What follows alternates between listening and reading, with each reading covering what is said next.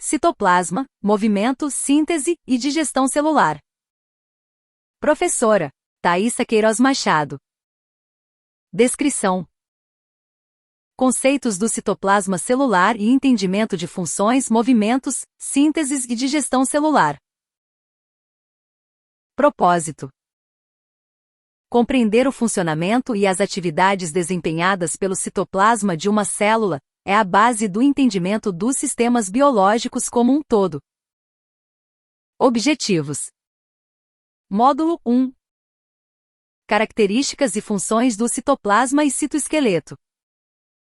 Identificar características e funções do citoplasma e citoesqueleto. Acessar módulo. Módulo 2. As organelas e a síntese celular. Reconhecer as organelas que atuam na síntese celular. Acessar módulo. Módulo 3. As organelas e a digestão intracelular. Descrever as organelas responsáveis pela digestão intracelular. Acessar módulo. Introdução. As células são unidades básicas para a vida em nosso planeta. O citoplasma celular é de extrema importância para a sobrevivência de uma célula, e para que ela consiga desempenhar suas atividades. Para estudar a vida humana, de animais, de plantas, de homintos, de micro-organismos, dos organismos, é necessário conhecer com detalhes cada pequena estrutura que existe em uma célula, compreendendo os seres como um todo. Neste conteúdo, entenderemos o funcionamento do citoplasma e das estruturas que ali se localizam. Veremos suas funções isoladas, como ocorrem as interações entre elas. Também conheceremos os malefícios que podem surgir caso alguma estrutura não desempenhe sua função corretamente. Identificar a importância do papel de uma célula é uma grande porta de entrada para conhecer a ciência dos organismos e para construir esse conhecimento. Aviso: orientações sobre unidades de medida. 1. Características e funções do citoplasma e citoesqueleto. Ao final deste módulo, você será capaz de identificar características e funções do citoplasma e citoesqueleto. Caracterização do citoplasma e sua compartimentalização. Regiões do citoplasma. Uma célula eucariótica apresenta divisões em seu interior de maneira que são criados compartimentos separados por funções. A divisão geral compreende a membrana plasmática, o citoplasma e o núcleo. A membrana plasmática, como o próprio nome já diz, envolve a célula e separa o meio extracelular do meio intracelular. Estruturas de uma célula eucariótica. O núcleo é a região onde está localizado o material genético da célula, e o citoplasma se localiza entre a membrana plasmática e o núcleo.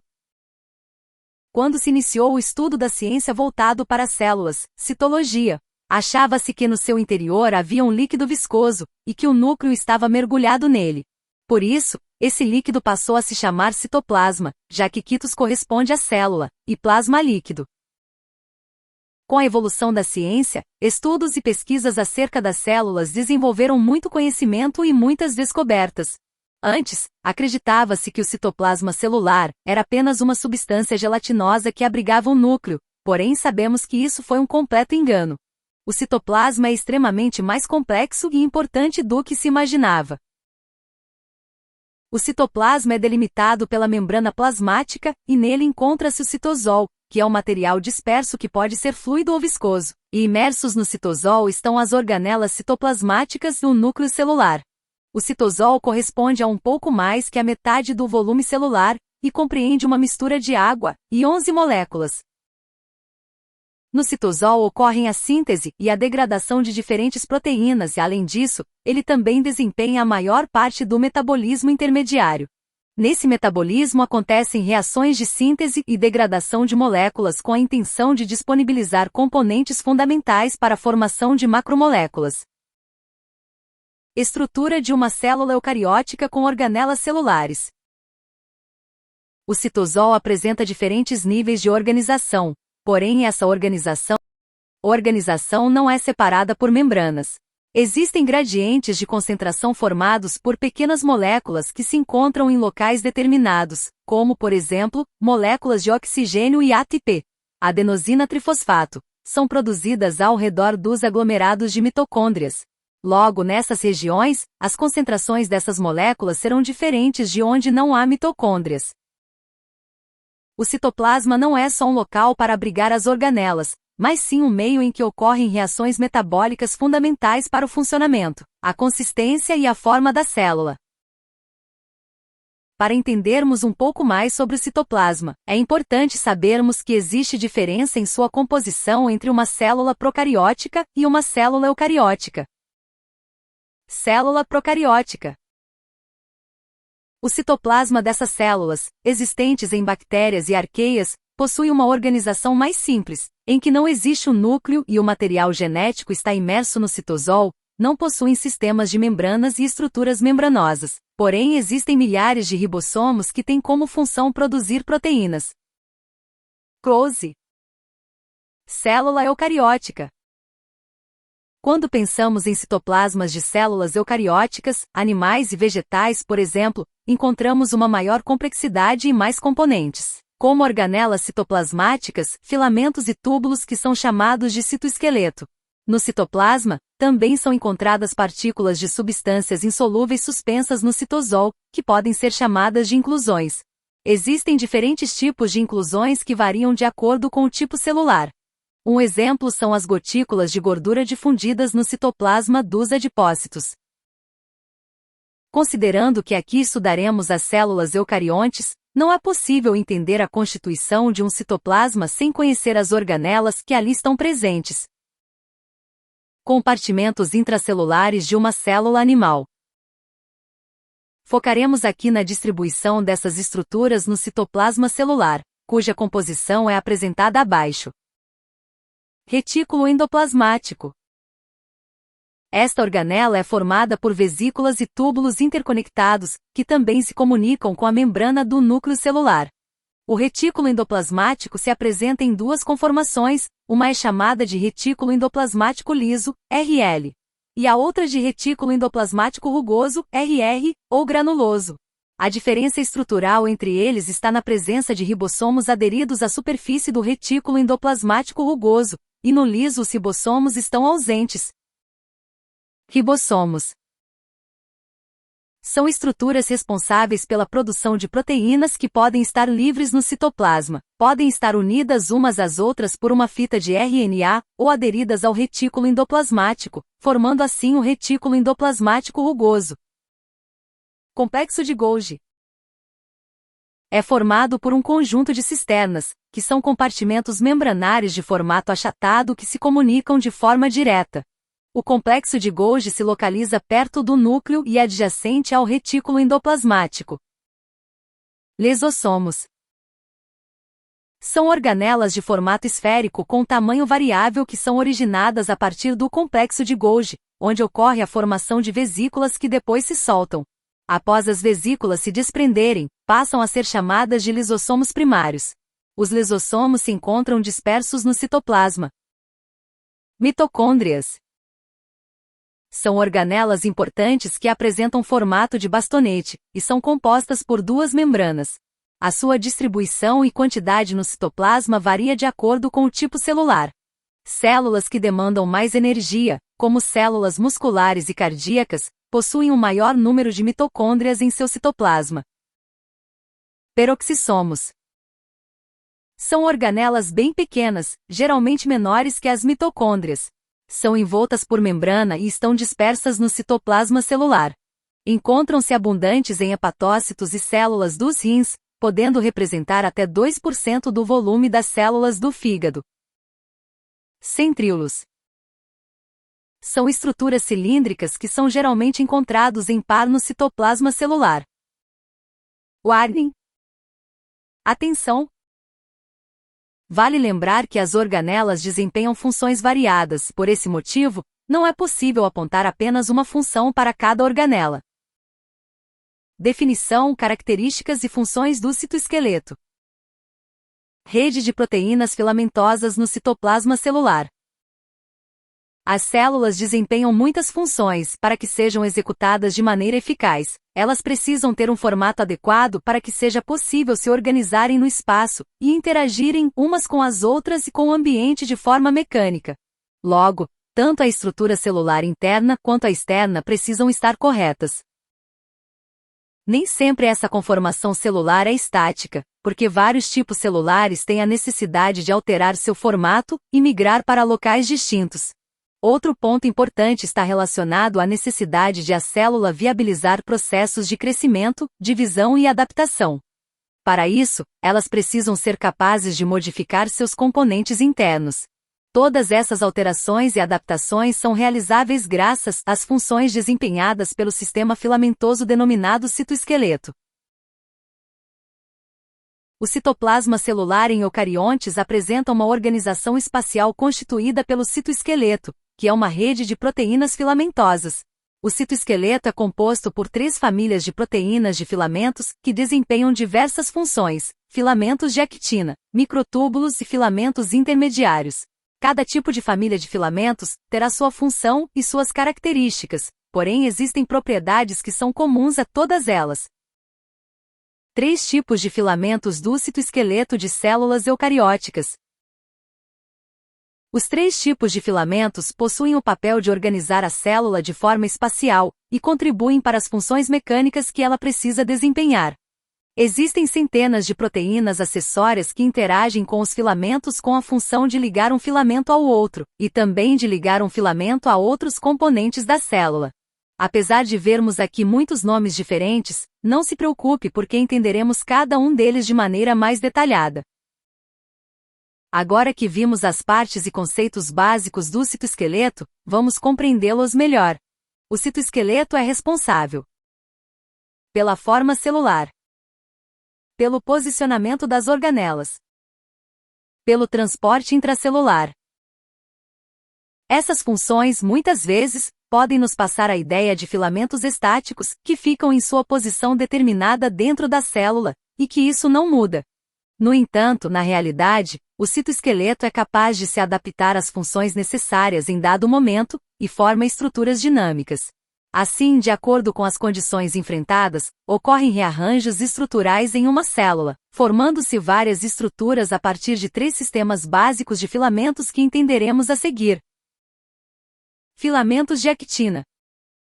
Microtúbulos. Microtúbulos. Filamentos intermediários. Proteínas motoras. Este tipo de filamento, que também pode ser chamado de microfilamento, tem como função moldar o formato da superfície da célula, é responsável pela locomoção celular como um todo e atua na divisão celular. Os filamentos de actina promovem forma à célula, pois revestem a membrana plasmática internamente. Além disso, esses filamentos são responsáveis pelas projeções da superfície celular, que são os lamelipódios e os filopódios. Essas projeções são estruturas dinâmicas responsáveis pela movimentação celular, que possibilita a exploração de algum local. Os filamentos de actina apresentam ainda outras funções, tais como permitir que a célula se mantenha aderida a um substrato e promover a contração muscular. Também atuam na superfície das células do ouvido interno e vibram em resposta ao som, e nas células intestinais auxiliam na absorção de nutrientes. Apesar de observarmos funções específicas para cada tipo de filamento, estes, muitas vezes, atuam de forma conjunta para possibilitar que a célula desempenhe a atividade desejada. Um exemplo para isso ocorre durante a divisão celular. Neste processo, o citoesqueleto se reorganiza, de modo que os microtúbulos se reconfiguram no citoplasma, para dar origem ao fuso mitótico bipolar, separando as 2 cópias de cada cromossomo para formar os núcleos das células filhas. Junto a isso, os filamentos de actina também vão contribuir para a divisão celular, possibilitando que a célula assuma um formato esférico e constitua um anel contrátil em seu centro. Esse anel sofre constrição semelhante a um músculo, e com isso a célula consegue se dividir em 2. Depois que a divisão celular é finalizada, o citoesqueleto das células filhas se organiza novamente, fornecendo a elas seu formato original achatado, e devolve a capacidade de deslizamento e movimentação. Divisão celular com filamentos de actina, vermelho, microtúbulos, verde, e cromossomos, marrom. Além disso, diversas vezes o citoesqueleto precisa ter respostas rápidas, por isso, os seus rearranjos devem funcionar com agilidade, mesmo que a célula não esteja em divisão celular, ou seja, mesmo que esteja no período de intérfase. Extension. Exemplo. Um exemplo disso acontece com os neutrófilos, que são um tipo de leucócito, célula do sistema imunológico, que perseguem e englobam micro-organismos patogênicos, como bactérias e fungos. Quando estes patógenos alcançam o interior do organismo através, por exemplo, de cortes e lesões na pele, os neutrófilos se locomovem até esses micro-organismos para englobá-los, sendo necessário para isso emitir estruturas e protrusões, que são repletas de filamentos de actina que acabaram de ser formados. Caso o micro-organismo se desloque para uma direção diferente, o neutrófilo precisa reorganizar suas estruturas rapidamente para conseguir realizar o englobamento. Por isso que as respostas do citoesqueleto são, normalmente, ágeis. Estrutura dos componentes do citoesqueleto. Como vimos, o citoesqueleto é composto por 3 tipos principais de filamentos que são filamentos de actina, microtúbulos e filamentos intermediários. Esses tipos de filamentos são organizados em moléculas individuais de proteínas, que possuem tamanhos de somente alguns nanômetros. Essas subunidades se autoassociam a partir da combinação de contatos proteicos, que estão presentes nas subunidades, e com essa associação formam arranjos helicoidais.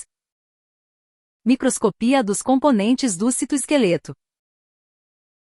Existem diversas maneiras dessas subunidades se associarem, e essas variadas combinações proporcionam diferentes propriedades mecânicas nos filamentos. As subunidades podem ser comparadas a tijolos em uma construção de um arranha-céu, ou seja, as subunidades vão se agrupando e formando longos filamentos. Essas subunidades são capazes de se associar e dissociar, e com isso remodelam a estrutura dos filamentos rapidamente conforme a necessidade. Agora conheceremos com maiores detalhes as estruturas desses filamentos. Filamentos de actina. São os menores filamentos do citoesqueleto, e por isso chamados de microfilamentos. As subunidades que constituem os filamentos de actina são compactas e globulares e são chamadas de subunidades de actina. As proteínas actinas associadas formam polímeros helicoidais, que formam estruturas com diâmetro de 7 nanômetros a 8 nanômetros, flexíveis, e que podem se organizar de diferentes maneiras, como feixes lineares, redes bidimensionais e tridimensionais. Os filamentos de actina podem se encontrar no citosol, mas frequentemente se localizam na periferia celular, perto da membrana plasmática. Estrutura dos filamentos de actina. As subunidades de actina, depois que são traduzidas no interior da célula, ficam sozinhas e livres no citoplasma, e nesse momento são chamadas de actinas G. As actinas G vão se unindo e formando fibras, e esse processo é denominado polimerização. Video_library. Filamentos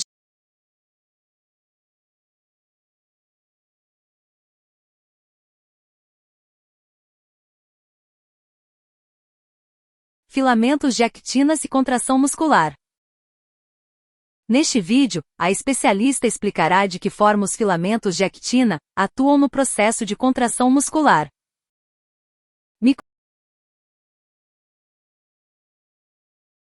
Olá, tudo bem? Eu me chamo Thaisa e hoje nós vamos entender como funciona o processo de contração muscular que ocorre através dos filamentos de actina.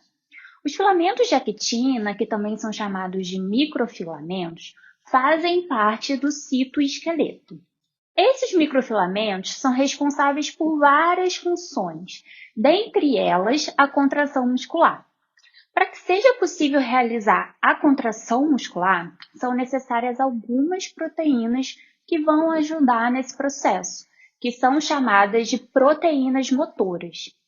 Essas proteínas funcionam como realmente motores, motores moleculares que fazem tração dependente de ATP, ou seja, com gasto de energia, para que seja então realizada a contração muscular.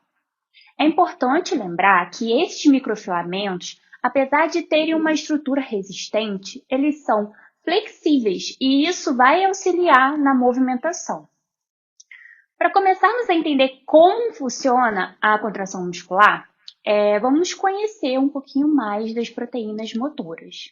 Nós temos 3 tipos de proteínas motoras, que são a miosina, a dineína e a cinesina, que podem se ligar tanto aos microtúbulos quanto aos microfilamentos. A miosina se liga à actina e a dineína e cinesina se ligam aos microtúbulos. Então, para que ocorra a contração muscular, as miosinas vão se ligar aos microfilamentos de actina e assim elas conseguem se mover ao longo dos filamentos. Mas como que isso acontece? Como eu disse, as proteínas motoras conseguem se mover ao longo dos filamentos. Dessa forma, a miosina vai caminhar, entre aspas, sobre o microfilamento de actina da região menos para a região mais. E o que são essas regiões? Cada extremidade do microfilamento ele vai ter uma carga, que vai ser positiva ou negativa. Então, a carga negativa é representada pelo menos e a carga positiva é representada pelo mais. No caso da contração muscular, a contração muscular esquelética, a proteína motora responsável é a miosina do tipo 2. Existem vários tipos de miosina, mas para a contração muscular, realmente a mais importante, a que vai atuar de fato, é a miosina do tipo 2. A estrutura dessa proteína é bem interessante, porque ela possui 2 cabeças e um corpo filamentoso. E o movimento dela realmente parece que ela está caminhando sobre o filamento. Então, essas 2 cabeças, na verdade, funcionam como se fossem 2 pés. E esses pés, pés entre aspas, eles aparentam realmente estar caminhando ao longo do filamento. É bem legal. A contração, ela vai acontecer em ciclos, tá? E esses ciclos, eles são chamados de ciclos de hidrólise de ATP. Mas o que isso significa? Hidrólise significa a quebra, certo? Então, é a quebra da molécula de ATP em ADP. E isso, essa quebra, vai gerar uma mudança conformacional. E como que é essa mudança conformacional? Então, vamos tentar visualizar esse processo. Vamos supor que aqui, isso aqui seja o filamento de actina com as bolinhas de actina, que são essas subunidades de actina. Aqui seria a miosina, certo? A proteína miosina. Essa proteína miosina, ela vai se ligar a uma subunidade, a uma bolinha da actina. Então, vai funcionar mais ou menos assim. A proteína miosina vai se ligar, aqui é o filamento de actina, certo? A miosina vai se ligar fortemente a uma subunidade de actina, miosina na actina. Então, nós temos uma miosina ligada a uma actina. Daí, vai vir uma molécula de ATP e essa molécula vai se ligar na cabeça da miosina. Então, a miosina estava aqui, E nessa região da miosina vai se ligar uma molécula de ATP. Com essa ligação do ATP, acontece uma mudança conformacional que vai fazer com que a miosina se solte da actina. Então, antes, elas estavam assim, ligadas fortemente. Quando a molécula de ATP ela vem e chega na cabeça de miosina, essa miosina que estava ligada à actina, ela vai se soltar, tá? Então, é isso que acontece. Mas lembra que eu falei da hidrólise? Esse ATP que está na cabeça da miosina vai sofrer hidrólise em ADP. E com isso, a proteína miosina ela vai se deslocar para frente em 5 nanômetros. Tá? Então, ela estava aqui, se ligou o ATP, ela se soltou, certo? E aí, quando esse ATP sofreu hidrólise, essa miosina ela vai se deslocar um pouquinho para frente, tá? Depois desse deslocamento, um fosfato inorgânico, que foi obtido através da hidrólise do ATP, ele vai ser liberado da miosina. E nesse momento vai haver uma nova mudança conformacional. Essa mudança conformacional vai gerar uma ligação fraca da miosina na actina da frente. Então, voltando. Actina, miosina. Estava ligada, soltou, a miosina foi um pouquinho para frente e agora ela vai se ligar de forma fraca novamente aqui com a actina. Por fim, a miosina vai liberar a molécula de ADP, que ainda está ligada na sua cabeça, e com isso ela vai retornar ao seu estado que é considerado ligado. É aquele estado em que ela se encontrava no início da explicação, né? Quando ela estava fortemente ligada àquela primeira subunidade de actina. Nesse momento em que a molécula de miosina, né, a proteína miosina, volta ao seu estado ligado, fortemente ligado na actina da frente, vai ocorrer a contração muscular, né? Então, essa miosina, ela vai puxar o filamento de actina, certo? Ela estava aqui, agora ela está ligada aqui, e ela vai fazer esse movimento. Então, o filamento de actina, ele vai se deslocar. Entenderam?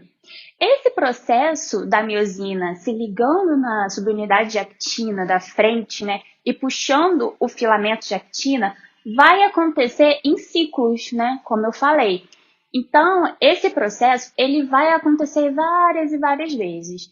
E é assim que a proteína motora miosina, entre aspas, caminha ao longo dos microfilamentos, realizando a contração muscular, né, porque ela vai, aos pouquinhos, puxando o filamento de actina. Então é isso. Eu espero ter contribuído de alguma forma. Bons estudos e até a próxima!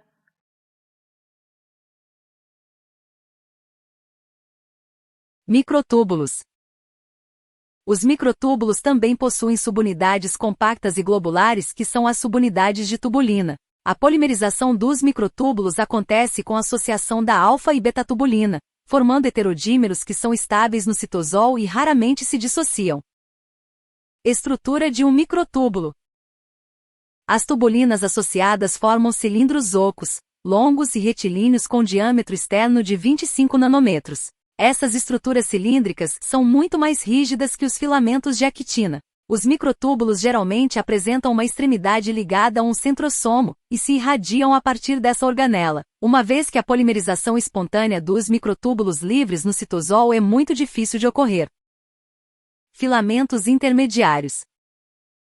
São constituídos por subunidades menores, alongadas e fibrilares. Essas fibras se parecem com cabos e possuem diâmetro de aproximadamente 10 nanômetros. Os filamentos intermediários podem se encontrar logo abaixo da membrana nuclear interna, formando uma rede de filamentos chamada de lâmina nuclear. Estrutura dos filamentos intermediários. Outros tipos de filamentos intermediários estão dispersos pelo citoplasma, promovendo resistência mecânica às células. Nas células epiteliais, esses filamentos atravessam o citoplasma celular, fortalecendo as junções célula-célula, e com isso conseguem fortalecer o tecido epitelial como um todo. Playlist_play. Vem que eu te explico. Os vídeos a seguir abordam os assuntos mais relevantes do conteúdo que você acabou de estudar.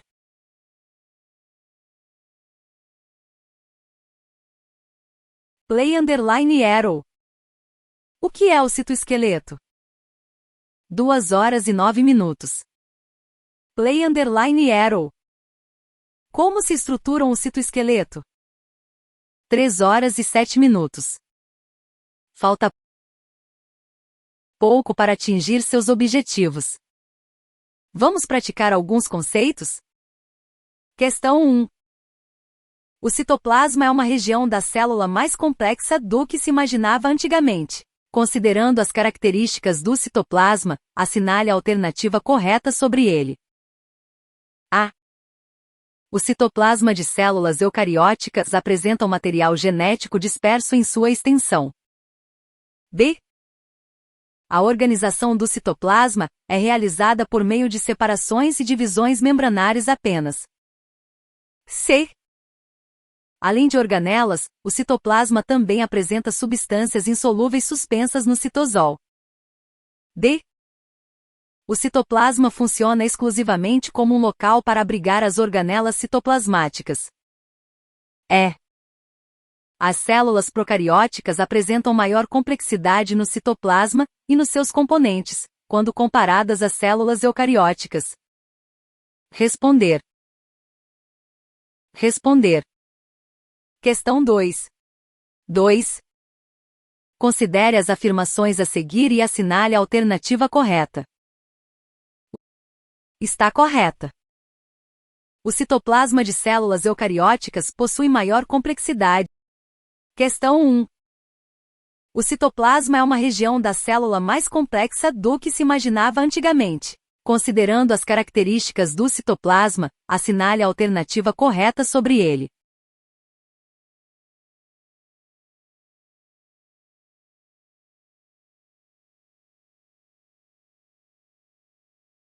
Parabéns! A alternativa C está correta.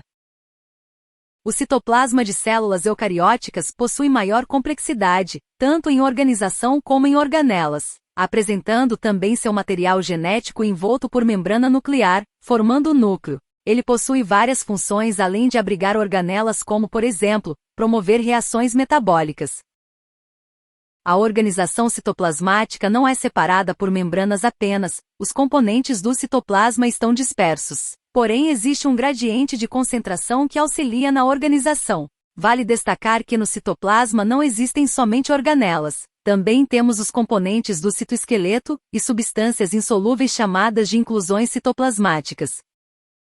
Questão 2. Considere as afirmações a seguir e assinale a alternativa correta. O citoesqueleto funciona como o esqueleto da célula, e por isso forma estruturas fortes e estáticas. O citoesqueleto proporciona estrutura para a célula, sendo assim, está localizado exclusivamente na membrana plasmática. Cada família do citoesqueleto possui sua função específica, e para um funcionamento organizado, apenas um tipo de citoesqueleto funciona por vez. O citoesqueleto é constituído por 3 famílias de proteínas de filamentos: filamentos de actina, microtúbulos e filamentos intermediários. A. As afirmações I e quarta estão corretas. B. As afirmações I, segunda e quarta estão corretas. C. As afirmações segunda e terceira estão corretas. D. Somente a afirmação I está correta. E. Somente a afirmação quarta está correta. Parabéns! A alternativa I está correta. O citoesqueleto é um componente dinâmico que está localizado na célula como um todo, ou seja, na membrana plasmática, no citoplasma e no núcleo. Ele é composto por 3 famílias de filamentos, que são os filamentos de actina, os microtúbulos e os filamentos intermediários. Essas famílias possuem funções específicas, porém, frequentemente, esses tipos de filamentos funcionam em conjunto para executar determinada atividade. 2.